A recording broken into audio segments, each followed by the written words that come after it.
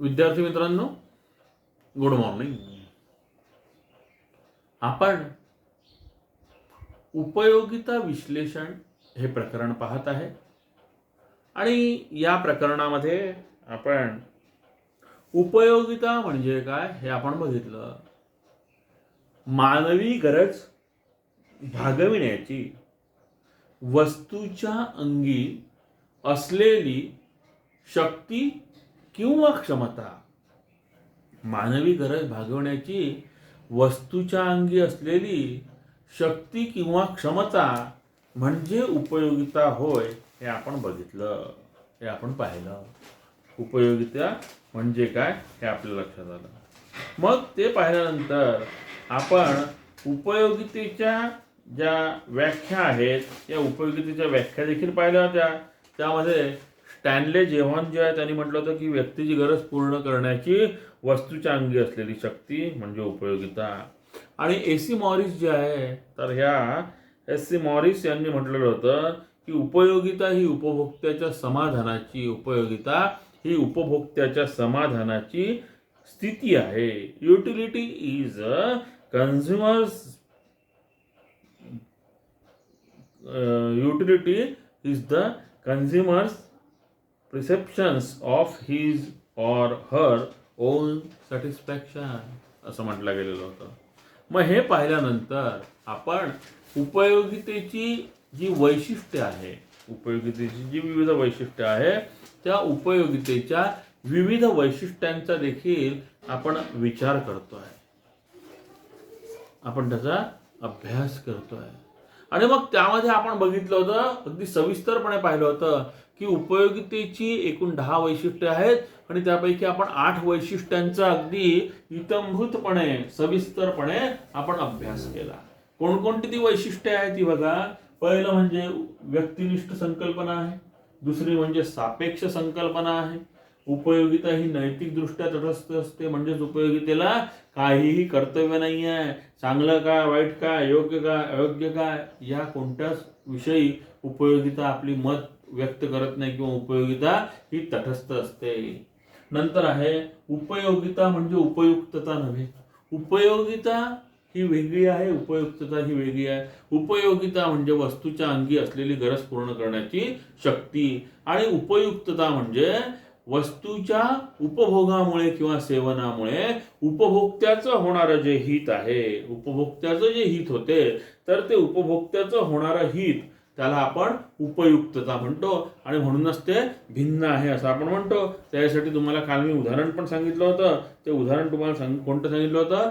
सुरीचं उदाहरण सांगितलं होतं. सुरीचं उदाहरण की सुरी जी आहे तर ही सुरी जी असते तर ही सुरी गृहिणी त्याच्यामुळे फळ कापते आणि जो एखादा खुनी मनुष्य असेल, गुन्हेगार असेल तर तो त्या सुरीच्या साह्याने खून देखील करतो. म्हणजे मग उपयुक्तता जी आहे तर ही उपयुक्तता आणि उपयोगिता ही आपल्याला आढळून येते. आणि त्याच्यामध्ये आपण बघितलेलं होतं, दुसरं एक उदाहरण तुम्हाला सांगितलं होतं की दूध जे आहे या दुधामध्ये उपयोगिता आहे, उपयुक्तता देखील आहे. परंतु दारूमध्ये उपयोगिता आहे, दारूमध्ये आपल्याला उपयोगिता दिसून येते परंतु दारूमध्ये मात्र उपयुक्तता नसते. कारण असं कोणी सांगणार नाही अजूनपर्यंत हे झाला किंवा दारू प्यायल्यामुळे माझी तब्येत खूप सुधारली, दारू प्यायल्यामुळे मला अमुक कॅलरीज मिळाल्या, अमुक कॅल्शियम मिळालं, अमुक प्रोटीन्स मिळाले, असं कोणी सांगेल का? असं कोणी सांगणार नाही आहे. म्हणून दारूमध्ये उपयोगिता आहे परंतु दारूमध्ये उपयुक्तता नाही असं आपण सांगितलं होतं आणि म्हणून उपयोगिता आणि उपयुक्तता या भिन्न संकल्पना आहेत. नंतर आहे उपयोगिता आणि आनंद हे वेगवेगळे आहे. उपयोगिता आणि आनंद हे भिन्न असतात हे आपण पाहिलं होतं. कारण इंजेक्शन मध्ये उपयोगिता आहे परंतु इंजेक्शन घेतल्यामुळे कोणाला आनंद होतो असं नाही आहे. असं कोणी नाही आहे की मला आनंद होतो आहे म्हणून मी इंजेक्शन घेतो, असं कोणीच आपल्याला दिसून येत नाही. नंतर आहे उपयोगिता आणि समाधान हे वेगवेगळे आहे. उपयोगिता उपभोगाचं कारण आहे आणि समाधान हे त्याचा परिणाम आहे असं सांगितलं जाते. नंतर आहे केवळ तात्विक मापन शक्य होते. उपयोगितेचं केवळ तात्विक दृष्ट्या आपण मापन करू शकतो. उपयोगितेचं काय आहे? उपयोगितेचं आपण केवळ तात्विक दृष्ट्या मापन करू शकतो, परंतु प्रत्यक्षामध्ये मात्र उपयोगितेचं असं कुठलंही उपयोगिता मापनाचं कुठलंही सूत्र मापक नाही आहे. का नाही आहे? कारण असं आहे की ती वैयक्तिक मानसिक संकल्पना आहे उपयोगिता, आणि उपयोगिता ही मानसिक संकल्पना असल्यामुळे समजा 1 कप चहा मी सकाळी 7 वाजता प्यायलो. 1 कप चहा मी सकाळी 7 वाजता प्यायल्यानंतर मला प्रचंड उपयोगिता मिळाली, परंतु दुसऱ्यालाही तीच उपयोगिता मिळेल असं होणार नाही, आणि उपयोगितेचं मापक नसल्यामुळे ती मोजता येत नाही. एवढंच सांगितलं मला जास्त मिळाली, एखादा म्हणेल मला कमी मिळाली, परंतु तात्विक दृष्ट्या मात्र आपण त्याचं जे मापन आहे हे मापन आपण करतो किंवा ते शक्य आहे. नंतर आहे उपयोगिता बहुपर्यायी आहे. अशी उपयोगिता एकच वस्तू विविध ठिकाणी विविध उपयोगासाठी वापरली जाते. उदाहरणार्थ आपण वीज जी आहे या विजेचं उदाहरण पाहिलं होतं.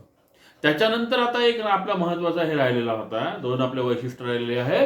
त्यापैकी एक महत्वाचं वैशिष्ट्य आपण बघतो आहे की उपयोगिता जी आहे तर ही उपयोगिता गरजेच्या तीव्रतेवर अवलंबून असते किंवा ती गरजेच्या निकडीवर अवलंबून असते असं म्हटलं जाते. उपयोगिता जी आहे तर ही उपयोगिता गरजेच्या तीव्रतेवर किंवा गरजेच्या निकडीवर अवलंबून असते. म्हणजे वस्तूची उपयोगिता ही त्याची गरज कशी आहे त्या गरजेच्या प्रमाणामध्ये अवलंबून असते.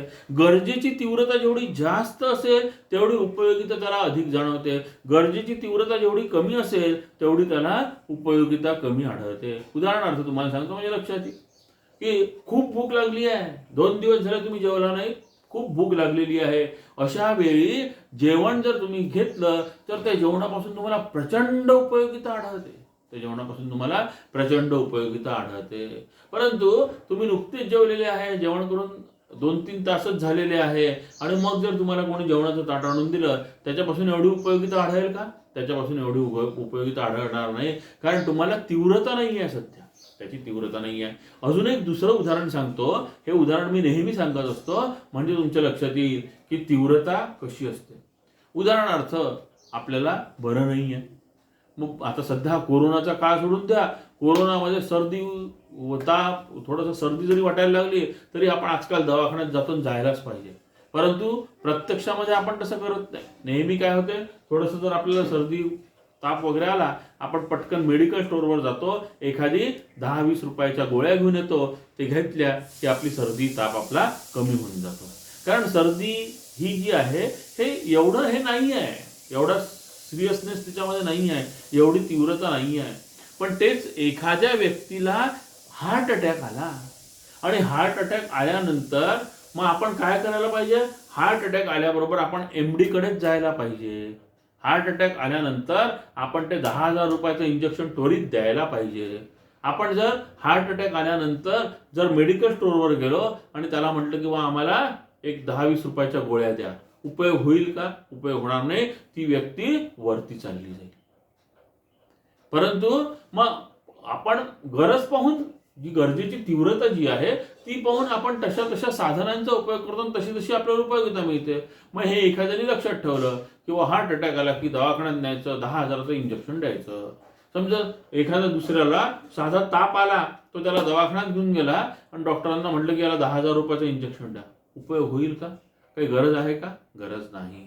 कारण त्याची तीव्रता, दुखण्याची तीव्रता जशी असेल तशी त्याला तसा जी तेवढी ज्याची गरज असेल तशा पद्धतीने त्याला आपण औषधांचा प्रकार दिलेला आहे, आणि तशी त्याला उपयोगिता जी आहे ती उपयोगिता तशी त्याला प्राप्त झालेली आहे. म्हणून गरजेच्या तीव्रतेवर, निकडीच्या तीव्रते किंवा गरजेच्या निकडीवर उपयोगिता जी आहे ही उपयोगिता अवलंबून असते, आधारित असते असं आपण म्हणतो. नंतर उपयोगितेचे शेवटचा आहे, उपयोगिता हा मागणीचा आधार आहे.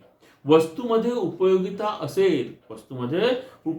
असेल तरच वस्तूची मागणी केल्या जाते. म्हणजे शेवटी मागणीचा आधार जो आहे, मागणी सिद्धांताचा जो आधार आहे हा उपयोगिता आहे असं म्हटलं जाते. मागणीचाच नाही आहे तर तो अनेक याचा देखील आधार आहे, हे देखील मी तुम्हाला सांगतो आहे.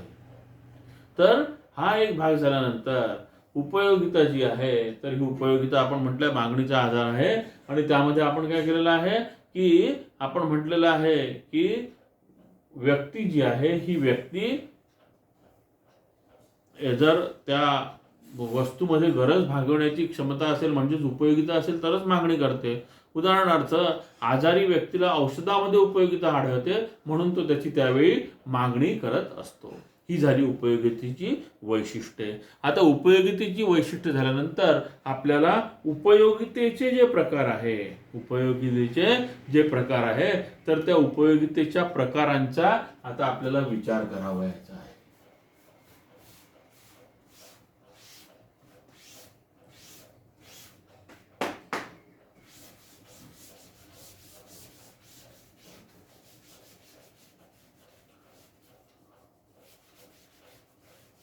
एकदम सोपे असे प्रकार आहे. बरेचसे जे प्रकार आहेत हे प्रकार आपण आता स्थल काल जे आहे हे आपण बघितलेले आहे. तर उपयोगिता जी आहे तर या उपयोगितेचे आपल्याला प्रकार जे आहे हे प्रकार आता पाहायचे आहे.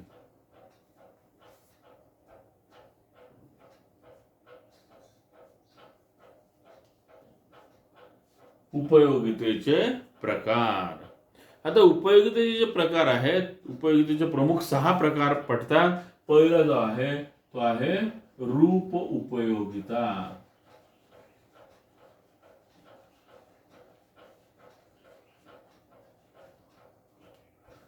दुसरा जो आहे तो दुसरा आहे स्थल उपयोगिता.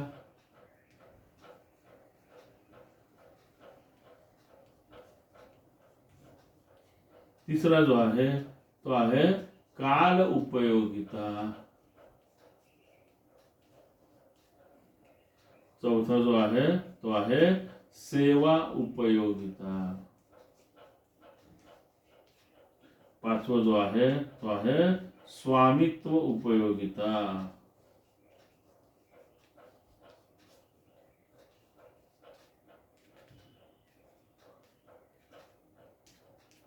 आणि 6वा जो आहे तो 6वा आहे ज्ञान उपयोगिता.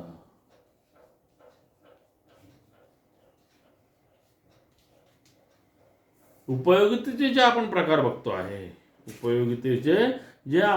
बघतो आहे तर उपयोगितेचे एकूण 6 प्रकार सांगितले जातात. रूप उपयोगिता, स्थल उपयोगिता, काल उपयोगिता, सेवा उपयोगिता, स्वामित्व उपयोगिता आणि ज्ञान उपयोगिता. आता एक एक जो प्रकार आहे हा एक एक प्रकार आपण पाहू. रूप उपयोगिता याला स्वरूप उपयोगिता असंही म्हणतात. याला रूप उपयोगिता किंवा स्वरूप उपयोगिता असं म्हणतात. म्हणजे मग रूप उपयोगिता किंवा स्वरूप उपयोगिता म्हणजे काय तर जेव्हा अस्तित्वात असलेल्या वस्तूचं आकारमान आणि स्वरूप बदलून उपयोगिता निर्माण केली जाते त्यावेळी त्याला स्वरूप उपयोगिता किंवा रूप उपयोगिता असं म्हणतात. म्हणजे मूळ वस्तूचं थोडक्यामध्ये काय मूळ वस्तूचं स्वरूप बदलायचं, त्याचं रूप बदलायचं, त्याच्या आकारमानामध्ये वगैरे बदल करायचा आणि मग जी उपयोगिता आपल्याला प्राप्त होते ती प्राप्त झालेली उपयोगिता म्हणजे स्वरूप उपयोगिता होय. आणि पूर्वीपेक्षा मूळ स्वरूपापेक्षा जे त्याचं अस्तित्वात असलेलं स्वरूप असते त्याच्यापेक्षा मग स्वरूप बदलल्यामुळे रूप बदलल्यामुळे जास्त उपयोगिता प्राप्त होते. उदाहरणार्थ समजा एखादा लाकडाचा ठोकळा आहे. त्या लाकडाच्या ठोकळ्यापासून आपल्याला उपयोगिता फारशी मिळणार नाही. परंतु त्याच लाकडाच्या ठोकळ्यापासून ज्यावेळी आपण फर्निचर तयार करू, एखादा सोफा सेट तयार करू, एखादा स्टूल तयार करू, एखादी खुर्ची तयार करू, डायनिंग टेबल तयार करू त्यावेळी मात्र आपल्याला मोठ्या प्रमाणामध्ये उपयोगिता जी आहे ही उपयोगिता प्राप्त होत असते. कशामुळे प्राप्त झाली? स्वरूप बदलल्यामुळे, रूप बदलल्यामुळे ती जी उपयोगिता आहे ती उपयोगिता प्राप्त झालेली असते. स्वरूप किंवा रूप बदलल्यामुळे ती जी उपयोगिता आहे ती उपयोगिता प्राप्त झालेली आहे. पूर्वी होती का लाकडापासून? नाही. मग लाकडासारखं आपल्याला अनेक उदाहरण देता येते. सोन्याचा जर एखादा तुकडा असला, उपयोगिता मिळेल का एवढी? नाही मिळणार. परंतु त्याच सोन्याच्या तुकड्यापासून जर आपण अंगठी तयार केली, चेन तयार केली, कानातले तयार केले, निरनिराळे आपण अलंकार तयार केले, तर ते घातल्यानंतर उपयोगिता जास्त मिळते. कापूस आहे, कापसापासून काही उपयोगिता मिळेल? नाही मिळणार. परंतु त्याच कापसाचं ज्यावेळी आपण सूत तयार करतो, धागा तयार करतो आणि त्यापासून ज्यावेळी कापड होते, त्यावेळी त्यापासून उपयोगिता जास्त मिळते. नुसत्या मातीपासून उपयोगिता मिळत नाही, परंतु त्याच मातीचा ज्यावेळी माठ तयार केला जातो, मातीची भांडी तयार केल्या जातात, मातीची खेळणी तयार केली जातात, त्यावेळी उपयोगिता जास्त मिळते. म्हणजे ज्यावेळी स्वरूप बदलतो आपण वस्तूचं आणि स्वरूप बदलल्यानंतर ज्यावेळी आपल्याला उपयोगिता प्राप्त होते, त्यावेळी त्याला स्वरूप उपयोगिता किंवा रूप उपयोगिता असं म्हणतात. नंतर स्थळ उपयोगिता. हे जे स्थळ उपयोगिता आहे, यालाच स्थल किंवा ठिकाण उपयोगिता असं देखील म्हटलं जाते. मग हे जे स्थल उपयोगिता किंवा ठिकाण उपयोगिता आहे, यामध्ये देखील वस्तूच्या मूळ मूळ ठिकाणी, मूळ स्थळामध्ये एवढी उपयोगिता मिळत नाही. परंतु ज्यावेळी आपण ठिकाण बदलतो, ज्यावेळी एका स्थळातून दुसऱ्या स्थळापर्यंत ती वस्तू घेऊन जातो आणि त्यावेळी त्या वस्तूपासून आपल्याला जास्त प्रमाणामध्ये उपयोगिता मिळते. ही जी उपयोगिता आहे, तर या उपयोगितेला स्थळ उपयोगिता असं म्हटलं जाते. उदाहरणार्थ स्थळ उपयोगिता, स्थळ बदलल्यामुळे वस्तूमध्ये उपयोगिता वाढते, ती झाली स्थळ उपयोगिता. मग नदीकाठी, नदीमध्ये रेती असते, त्या नदीमध्ये असलेल्या रेतीचा आपल्याला फारसा उपयोग होतो का नदीमध्ये? नाही होत. परंतु तीच रेती, तीच वाळू ज्यावेळी आपण ट्रॅक्टरच्या साहाय्याने, गाडीच्या साहाय्याने आपल्या घरी बांधकामाच्या ठिकाणी आणतो, त्यावेळी आपल्याला प्रचंड प्रमाणामध्ये उपयोगिता मिळते. म्हणजे काय झालं? स्थळामध्ये बदल झाला, ठिकाणामध्ये बदल झाला. स्थळामध्ये बदल झाला, ठिकाणामध्ये बदल झाला आणि म्हणून उपयोगितेमध्ये देखील बदल झाला. स्थळ किंवा ठिकाण बदलल्यामुळे उपयोगिता ही पूर्वीपेक्षा जास्त जाणवू लागली, त्याला आपण स्थळ उपयोगिता असं म्हणतो. नंतर पुढचं आहे, तिसरं जे आहे ते आहे काल उपयोगिता किंवा काळ उपयोगिता. काळ बदलल्यामुळे काळानुसार वस्तूमध्ये उपयोगिता निर्माण होते, त्याला आपण काळ उपयोगिता असं म्हणतो. म्हणजे काही कालावधी गेल्यानंतर, काळ बदलल्यानंतर त्या वस्तूमध्ये उपयोगिता मोठ्या प्रमाणात जर निर्माण होत असेल, त्याला आपण काल उपयोगिता असं म्हणतो. उदाहरणार्थ, विद्यार्थ्याला सुट्टीच्या काळापेक्षा, सुट्टीमध्ये तुम्ही पुस्तकं उघडून बघता का? बघत नाही. म्हणजे त्या पुस्तकापासून तुम्हाला सुट्टीमध्ये उपयोगिता मिळते का? नाही मिळत. परंतु तेच जर तुम्ही परीक्षेच्या कालावधीमध्ये पुस्तक सोडत नाही, तुम्ही परीक्षेच्या कालावधीमध्ये पुस्तक सोडत नाही, कारण तुम्हाला त्या परीक्षेच्या काळामध्ये त्या पुस्तकापासून खूप उपयोगिता मिळते, त्याला आपण उपयोगिता असं म्हणतो, काल उपयोगिता असं म्हणतो. तसंच बरेच जण काल उपयोगितेच्या संदर्भात उदाहरणं देताना वेगवेगळे अर्थशास्त्रज्ञ वेगवेगळ्या स्वरूपाची उदाहरणं देतात. काही जण असं सांगतात की वस्तूची साठवण करून आवश्यकतेनुसार दुर्मिळतेच्या काळात वस्तू वापरासाठी उपलब्ध करून देणे म्हणजे काल उपयोगिता आहे. उदाहरणार्थ, रक्तपेढीमध्ये रक्त आपण साठवून ठेवतो, पण जेव्हा लागलं, जसं लागलं दुर्मिळतेच्या काळामध्ये ते देतो, पण उपयोगिता जास्त. तिसरं अजून एक उदाहरण सांगितलं ते काही अर्थशास्त्रज्ञ सांगतात. पहा, नेहमी तांदूळ जो असतो, हा तांदूळ नवीन तांदूळ कधीही वापरत नाही, कारण नवीन तांदूळाचा जो भात असतो, हा नवीन तांदळाचा भात हा असं चांगला होत नाही, मोकळा होत नाही, असा गाटा होतो. परंतु तेच जर हा तांदूळ 4-5 महिने ठेवून दिला, कालावधी काही जाऊ दिला, आणि हा कालावधी थोडासा कालावधी जाऊ दिल्यानंतर त्याच तांदूळापासून आपल्याला उपयोगिता मोठ्या प्रमाणामध्ये लागते, प्राप्त होते, कारण तो जो नंतर तांदूळ आपण वापरतो, तर तो तांदूळ हा एकदम छान असा असतो, त्याचा भात देखील खूप मोकळा होतो, सुंदरसा होतो. हे देखील उदाहरण सांगितलं आहे काल उपयोगितेचं. नंतर आहे सेवा उपयोगिता. सेवा उपयोगिता समाजामधील विविध व्यावसायिकांकडून काही घटक असे आहेत, समाजामधले काही घटक असे आहेत की इतरांना ते व्यक्तिगत सेवा देतात. आपल्या ज्या सेवा आहे या व्यक्तिगत सेवा दिल्या जातात आणि त्याला सेवा उपयोगिता असं म्हणतात. उदाहरणार्थ, डॉक्टर, आपण आजारी पडलो कुठे जातो?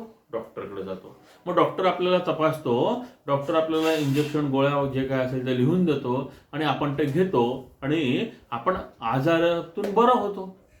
परंतु डॉक्टरांचं दिसलं का आपल्याला की डॉक्टरांनी काय केलं, त्यांनी ती सेवा दिलेली आहे, त्यांनी ती काय केलेली आहे, सेवा दिलेली आहे आणि त्यांच्या सेवेपासून आपल्याला मोठ्या प्रमाणामध्ये उपयोगिता प्राप्त झालेली आहे.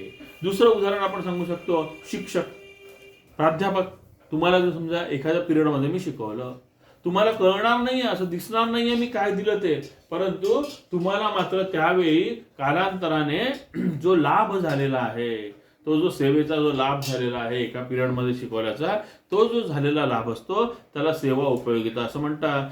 असे अनेक उदाहरणं सांगितले जातात. डॉक्टर आहेत, वकील आहे, शिक्षक आहे, गायक आहे, इत्यादी लोक या जे आपल्या ज्या आपल्या ह्या सेवा देतात तर त्याचा लाभ हा मोठ्या प्रमाणामध्ये प्राप्त होत असतो. मग हे झाल्यानंतर पुढचं आहे स्वामित्व उपयोगिता. या स्वामित्व उपयोगितेलाच धारणा उपयोगिता असं देखील म्हणतात. ही जी स्वामित्व उपयोगिता आहे तर या स्वामित्व उपयोगितेला धारणा उपयोगिता असं म्हणतात किंवा मालकी उपयोगिता, मालकी हक्क उपयोगिता असे म्हणतात. म्हणजे वस्तूची मालकी एका व्यक्तीकडून दुसऱ्या व्यक्तीकडे हस्तांतरित होते तेव्हा स्वामित्व उपयोगिता निर्माण होते. उदाहरणार्थ, एखादा खूप सुंदरचा शर्ट आपल्याला आपण रस्त्याने जाताना एखाद्या रेडीमेडच्या दुकानामध्ये दिसतो, परंतु त्या शर्टची उपयोगिता त्या दुकानदाराला नसते. तोच आपण पैसे दिला, आपण आणला. इतके दिवस त्या शर्टचा मालक कोण होता, तो दुकानदार होता, परंतु आपण पैसे दिले, तो शर्ट खरेदी केला. आता त्या शर्टचा मालक कोण झालो, आपण झालो. म्हणजे मालकी हक्क बदलला, स्वामित्व बदललं आणि आपण तो शर्ट घातल्यानंतर आपल्याला त्याच्यापासून प्रचंड प्रमाणामध्ये उपयोगिता मिळाली, खूप उपयोगिता मिळाली. ही उपयोगिता का मिळाली, कारण मालकी हक्क आपण बदलला आणि मालकी हक्क बदलल्यामुळे अशी उपयोगिता आपल्याला प्राप्त होत असते. नंतर शेवटचं आहे ते आहे ज्ञान उपयोगिता.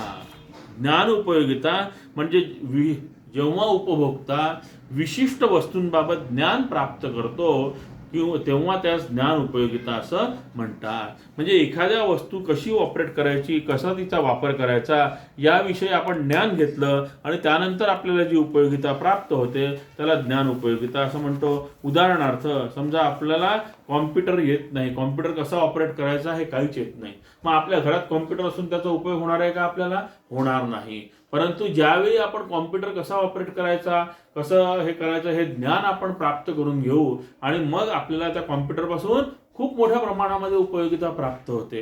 ही कशामुळे झाली, आपण ते ज्ञान घेतलं म्हणून ती उपयोगिता प्राप्त झाली. म्हणून अशा उपयोगितेला ज्ञान उपयोगिता असं म्हणतात. म्हणजे उपयोगितेच्या प्रकारामध्ये रूप उपयोगिता, स्थळ उपयोगिता, कान उपयोगिता, सेवा उपयोगिता, स्वामित्व उपयोगिता आणि ज्ञान उपयोगिता असे प्रकार सांगितले जातात. यानंतर आपण उपयोगितेच्या ज्या संकल्पना आहे या संकल्पना आपण पुढच्या पिरियडमध्ये बघूया.